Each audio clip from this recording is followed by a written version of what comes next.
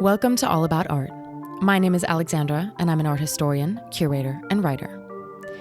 Within this podcast, topics relating to art history, cultural policy, the art sector, as well as a large range of other art-related topics will be covered. Conducting critical discussions, having entertaining exchanges, or just enjoying some relaxing chats, All About Art is where you'll find it all. Join me in exploring and developing cultural discourse. Thank you to our sponsors at Synergy Associates, the art world tech gurus, for supporting this episode's production at their clubhouse on Pall Mall. You can find more about Synergy and their facilities in the show notes. Welcome to another episode of All About Art. Before we dive into today's episode, I want to start with a question for you. How do you view portraiture? What does it mean to you? What stories have you been told through portraits, whether in museums, in family albums, or across your social media feeds, perhaps? It's a question worth sitting with because portraiture isn't just about capturing faces or even identities alone, in my opinion. It's about legacy, power, intimacy, and truth. And today, we're exploring a book that redefines what portraiture can be in the 21st century. Today, I'm reviewing Inner Light by Chris Levine with a text by Helen Chislett, produced by Prestel. This beautifully produced monograph chronicles some of Levine's most iconic portrait work, from Queen Elizabeth II to Kate Moss, Grace Jones to the Dalai Lama, even a horse. And it offers us a rare glimpse behind the scenes of how these images came to be. But this isn't just a book about amazing portraits. It's much deeper than that. And it's a book about delving into meditation, stillness, light, spirituality, and what it means to truly see someone. After I give my review, it is going to be followed by an exclusive interview with the artist himself. So do stay tuned for that in the second half of this episode. And if you do want to skip on to that, that's fine too. All right, let's dive on in. The book opens with a foreword by Dr. Nicholas Cullinan, former director of the National Portrait Gallery and the current director of the British Museum. As much as I get prickly about the British Museum, which those of you in the art world aware of discussions around restitution will understand, his foreword is really well written, and in my opinion, it immediately sets the tone for what's to come. Cullinan references Thomas Carlyle's 1854 observation that a portrait can be, quote, a small lighted candle by which biographies could for the first time be read. But as Cullinan notes, Levine isn't a small candle. He's, quote, an illuminating laser. It's an apt way to describe Levine's work, not least because he literally works with lasers. But his portraits don't just show you what someone looks like. They reveal something deeper, an inner essence, a spiritual presence. That's his aim. Looking at a moment of profound stillness. It's something that the artist is very open about wanting to achieve. In the book, we get a full rundown of what it was like to actually take the portrait photograph of Queen Elizabeth II. What made Levine's portrait of the Queen so remarkable wasn't just the technical mastery, which is something that I truly discovered through reading this book. I had no idea about everything that went behind making these portraits. But it was also really special in terms of like the diamond diadem that she wore, which Chris actually picked out, by the way. He was asked in advance what he wanted the Queen to be wearing for her portrait, which I think is crazy. But it was also the vulnerability. In Lightness of Being, which is the title of the work, of the Queen's photograph, the Queen's eyes are closed. She was actually resting her eyes during the photo session. And in that moment, we see her not as a monarch, not as an icon. I mean, we do. But, first and foremost, we see her as a human being. Cullinan writes, quote, in summoning his sitter's inner light, he's illuminating what makes each of them special and unique rather than focusing on external attributes or accolades. I think that idea of capturing someone's inner light, I mean, of course, that is the title of the book after all, instead of the sum of their achievements, does truly become a through line for the entire publication.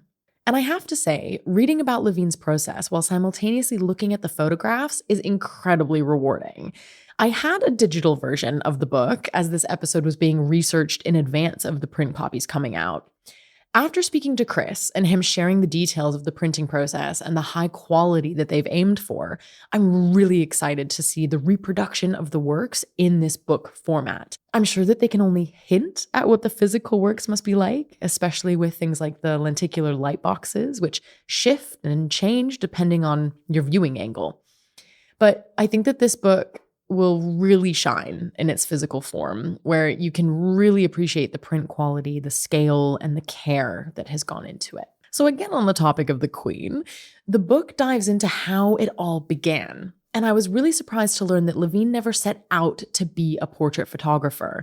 He was working as a holographic designer, creating cutting-edge holograms for corporate clients and the music industry. But in the early 2000s, he got a phone call that changed everything. Artist and curator Gordon Young had seen Levine's holographic work at an exhibition and thought, this is it. This is how we can capture Queen Elizabeth II for the 21st century.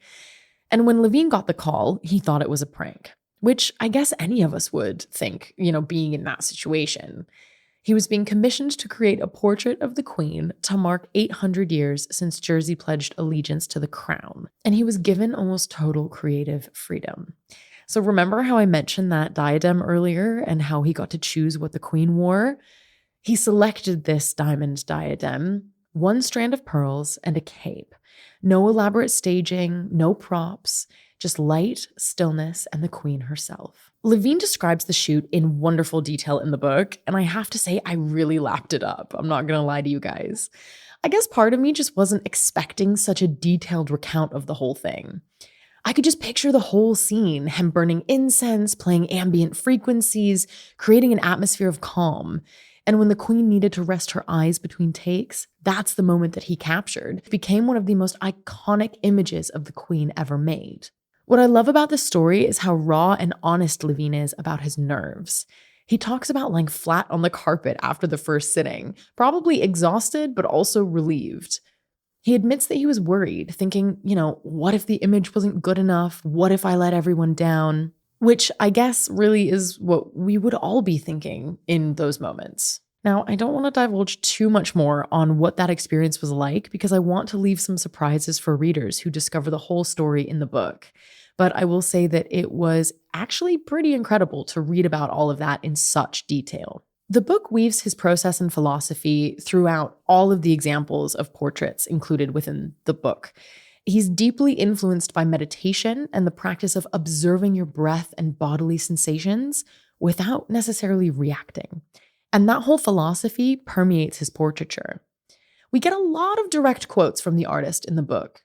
At one point he states, quote, "When I take someone's portrait, I try to encourage them to discover stillness. I hope when people look at these portraits, they resonate subtly with that same deep inner power."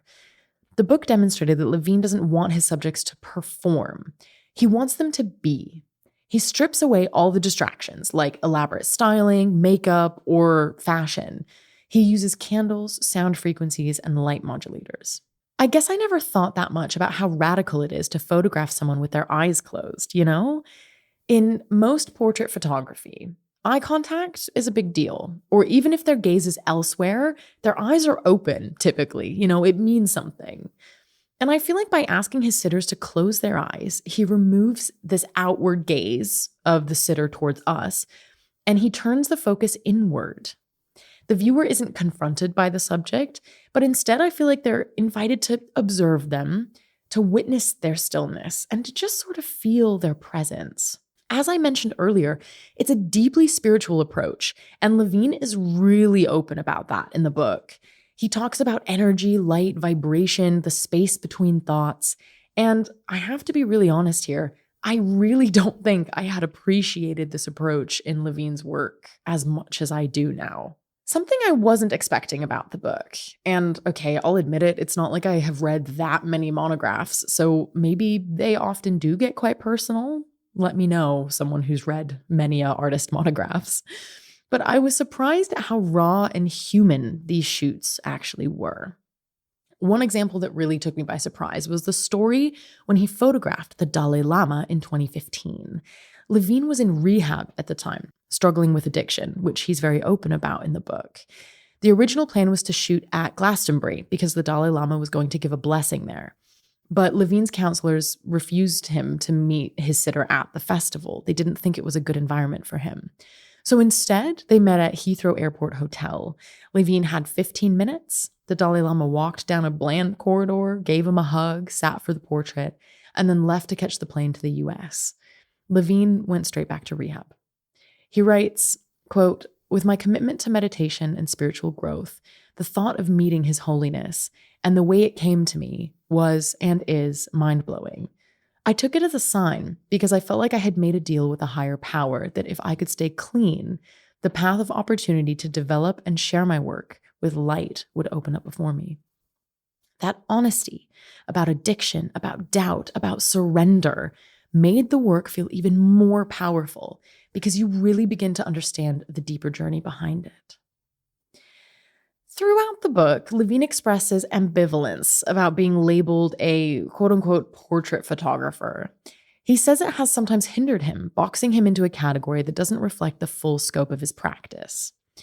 His early work was creating some of the most advanced holograms ever made. He founded his own company, collaborated with rock stars, pushed the boundaries of what was technically possible. Portraiture came to him almost by accident, through that one phone call about the Queen. But once it did, it opened up a whole new dimension of his practice that allowed him to explore stillness, energy, meditation, the nature of presence in ways his earlier work hadn't. But he's not interested in being a top fashion photographer, as he puts it. He's interested in making a soulful connection, and that really does require a different approach, one that values interiority rather than spectacle. It values essence over any sort of embellishments.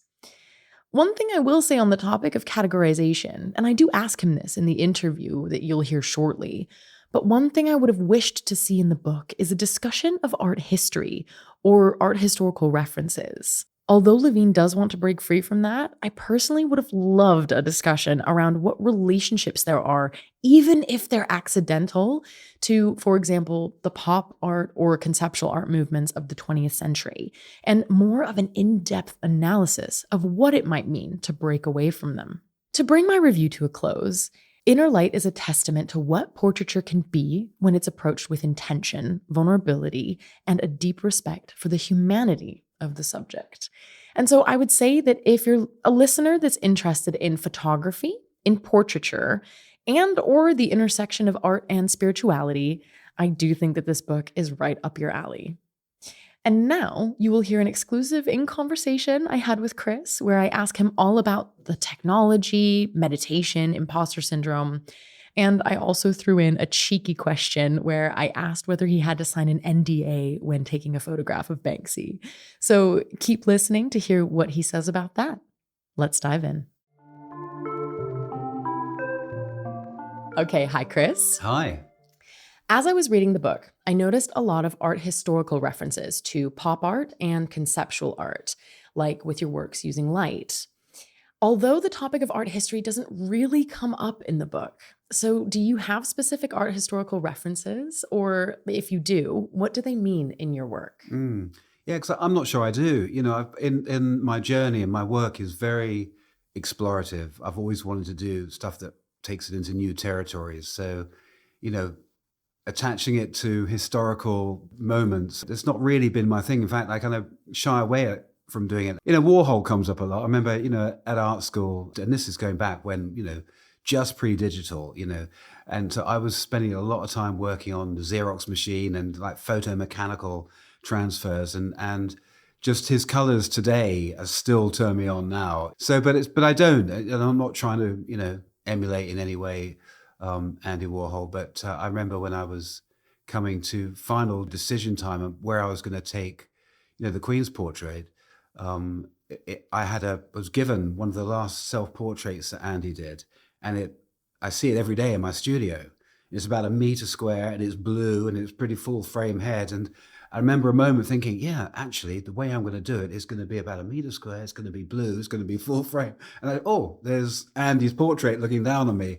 But no, I'm genuinely trying to take work and kind of evolve any aspect of my art, whether it's light, image making, sculptural, it's experiential, it's into new areas. I do recall reading in your book that you do not wish to be known purely as a portrait photographer. Can you tell me more about the expansiveness of your practice? And yes, how portraiture may fit into that, of course, but also how it goes beyond that into both experimentations with technology, as well as what I found personally incredibly interesting with meditation, energy, and inner power. Wow, lots of places to dive in there. Yeah. But always, my work. I mean, I went to Chelsea School of Art. My degree was in graphic design, and even then, I was trying to get the images and things to extend out beyond two-dimensional borders. I started getting into holograms. I wanted to, the art doesn't need to be rectangular things on walls. That seems to be the default format for so much of what we call art today. Which should be an expression. So, I'm trying to, take it into more experiential realms. And, I was quite surprised when I got the call about doing the Queen's portrait. Portraiture wasn't something I set out to do. I thought maybe later on in my career, perhaps I am later on in my career, where's the time gone? Actually, that's another discussion. But, it would be something that I might kind of I've worked towards, but after the Queen portrait, I mean, I did get invited and all the portraits have come to me. I've not gone out looking to do portraiture. I got the call, completely wild card. But it's been really interesting. What I'm trying to do with the portraits, as I try to do really the common factor in all my work is light. I often refer to, the book, the portrait is called Inner Light. It's trying to capture the inner light of a subject where you get into something deeper and there's an inner truth that's revealed. And I find that my technique for getting a subject into that state is a meditative process. I get them still. Stillness is a portal to the divine, and I get the subject still, and then I connect with something that's bigger, beyond the physical. But it's all for me. It's all the work is. Light is the thread through it all. Einstein says we're all compressed light. Everything is light. Everything is a phenomena of energy. And, with technology, I've been able to kind of work with light in very pure forms. Laser is by definition, is a single tone of light, a single frequency, a single wavelength. It's a very pure form of light. Although there's a lot of technology to arrive at it, the output is a single wavelength of light that we don't normally experience. And, you put your attention onto that, you can very quickly get into the present moment, get into that space between thought where you're just looking at a perfect tone of light, very pure in amongst all the noise of modern life, can very quickly get you into that state. And so, if anything, a lot of my work, the objective is to draw the audience, either a single person or collectively or, into the present moment. And that's a good place to be. It's a kind of inner refuge that, we really need nowadays. Yeah. And it's almost reminiscent, like as you were speaking about light frequencies, I was also thinking about brain waves and how various brain waves and the frequencies of different brain waves will bring us into different sort of states of mind, right? And that's a very similar parallel that we can draw here. I'm getting goosebumps as you talk about that. And it's, absolutely, brain waves are different octaves of waveforms that, from light, from sound, everything. I think, with reality, we're kind of tuned through our five senses into very narrow bandwidth of what's going on. And it's all to do with energy, electromagnetic. And, you can go up octaves, you go down octaves so far that atomic structures start to form and energy becomes matter. You go higher up the scale and then you get into brain waves and consciousness and really all these things are connected. These are all different octaves of reality. And as I say, we just perceive that narrow bandwidth through our five senses, but there's so much more going on. I kind of think of that I'm kind of working with energy, channeling energy, and with sound, and I'm talking about sound as opposed to music, is that, certain sound frequencies we know do certain things to the body. And there's a musical scale called solfeggio, which the ancient, monks would chant. Solfeggio scale, Gregorian chant music would be composed using this scale of music, which they found out recently correlates to the energy system in the body. The chakra system in the body is actually a musical scale. The middle note, maybe like that, the middle C of this scale is 5 to 8 hertz. not 527 or 529, exactly 528 hertz, a middle note on this ancient scale. DNA resonates. And when DNA resonates, it can heal, you can do things to it, and this is ancient wisdom. So I'm very interested in using sound in my work, but using sound frequencies to affect the way we feel, and I sometimes use sound frequencies in my portraiture sittings in that I can get a subject, calm. I mean, with Elton, I remember I had a speaker under his For chair. anyone listening, it's Elton John, that Elton. Yeah, the Elton, the other great Queen of England, Yes. And it was amazing. At his house in Windsor, I had a speaker under his chair that was giving the frequency 136.1 hertz, which is the frequency of Om.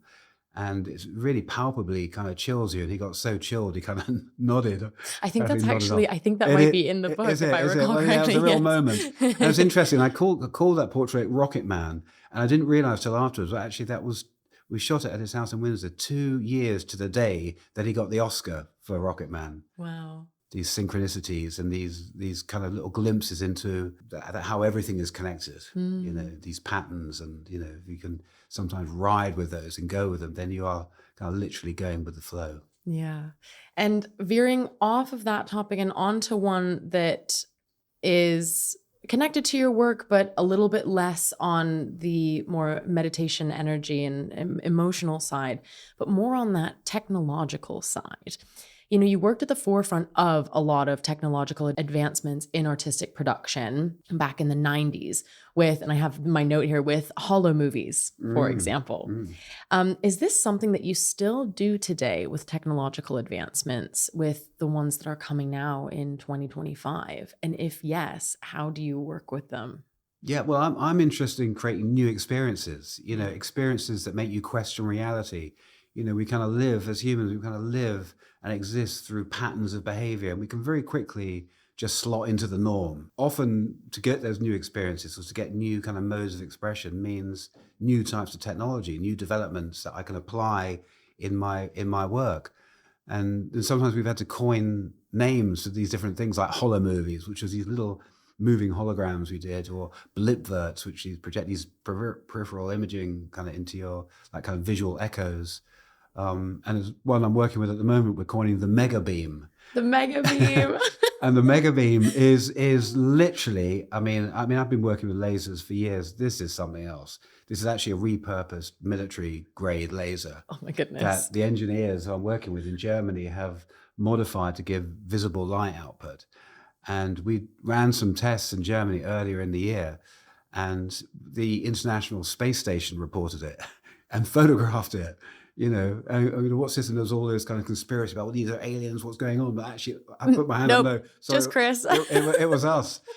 And so I'm really interested in these big lasers and taking art onto a cosmic scale. I mean, you think about it, you project images or project lasers, penetrating the Earth's atmosphere.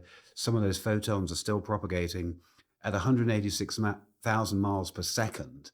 That artwork is getting bigger. It's increasing in scale. While we've been sitting here talking, every second by 186,000 miles, expanding in size, and just taking art onto a cosmic scale. I think we think of deep space being out there. We are in deep space. We are on a planet in deep space, and it's I've always been since a kid I've always been a stargazer, and why limit it? Like I was limiting art to rectangular things on walls. Well, why limit to the Earth?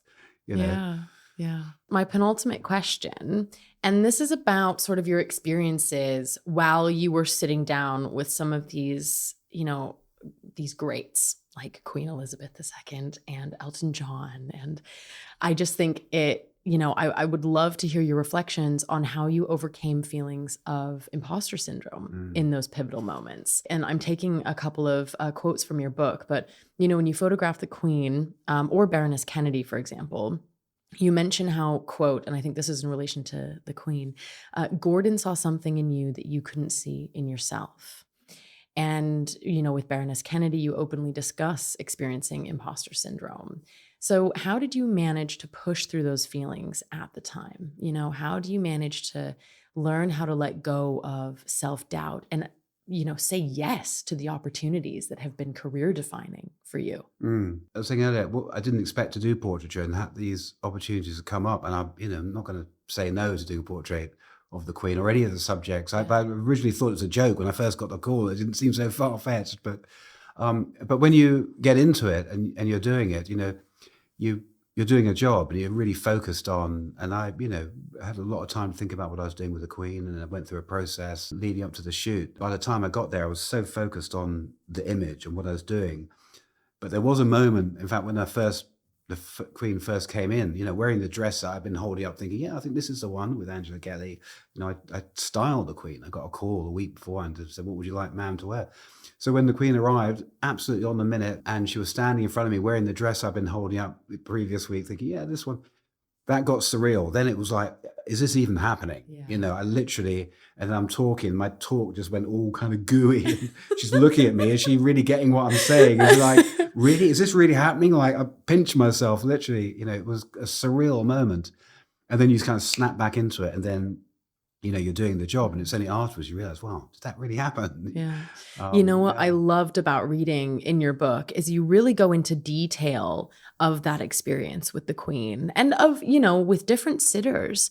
And I think that it was so much fun to be taken along that journey, and for you to be so open about like what you had to think about and how thinking about where you're going to position certain things with the technology. And I think you also mentioned that like back then it was George W. Bush, who was the American president, and he was also in town. And so there were a lot of different, kind of, what's the word that I'm looking for? Not interactions, but like surveillance tech, like yeah. things that are like in the way. Yeah. And that felt like it was making it a little bit different and difficult for you to kind of do your thing as well. It was intense. Yeah. Yeah. I mean, the whole situation becomes really surreal, you're with the Queen of England, the president's in a room down the corridor, and its security had never been tighter, apparently. Yeah. And I kept forgetting my passport, but every day I kept 3 days in a row, I forgot my ID. It's like, got there the first day that, you need ID. I'll come to shoot the Queen. It's like, what? You found out who I was? Fine. Okay. They're expecting you. But tomorrow, please bring your ID. Next day comes, oh my God, I've forgotten it again. What am I going to say? So that's fine. The next day, the third day in a row, I forgot. And for some reason, I'm so preoccupied, to prove who I am. I'm come to do this job. But it was odd. There was definitely something. There was an energy that was. Yeah, I can't quite define it. Yeah. And I bet that was hard, thinking, I guess I'm kind of putting my own or projecting my own experiences with my own work, my own project onto the experiences that you've had, because that's how I'm kind of interacting with it as I'm reading. But I think what really resonated with me, or what made me think about how I approach my work, is very much thinking about how to, when you're in front of someone like Queen Elizabeth II, and you have to say, oh, well, maybe do this or do that, you're basically telling the Queen like what to do. And what to wear. Like getting asked a week before or whenever it was when you got the call to like decide on, I think there was like a cape, right, as well, that was chosen. And that just felt really right. But I think that it's so interesting because I would be so scared to be like, wear this. And so having that feeling of confidence to know what you want and what feels right, I think is actually a really strong and rare thing to have. I think on the morning, I remember on the morning, the Queen's coming at 3:00, in the morning, we're setting up, and I got an internal call to say, did I really need the diadem? Because I'd chosen the diadem crown. I thought that was an understated cross. I thought that'd be very beautiful, and that's the one I wanted. Did I really need the diadem? Has there been an oversight in the internal communications, and it wasn't quite as easy security to get the diadem from the royal collection? The cross. Did I really need it? And part of me almost said, oh no, fine. But then another part of me, actually, yes, I do need it. And so what happened was Angela Kelly, an hour later, brought it round. Literally went next door, brought it round. And the Queen had said, if he wants the diadem, he shall have the diadem. It was as simple as that. And so she was very involved and participated in getting the result. Yeah. Oh, that makes me like, I think that that's so cool. Did you have to sign an NDA when you photographed Banksy? Well, I'd have to get you to sign an NDA to answer that. It's more than my job's worth, Okay, I'll take that as an answer. All right, Chris, well, that concludes my questions. Thank you so much for sitting down with me. Thank you. And that is it for today on All About Art. If you enjoyed this episode, please leave me a rating or a review, as it helps more people discover the show. Also, feel free to share with your friends, or if you share on social media, tag me and get in touch. Thank you so much for listening.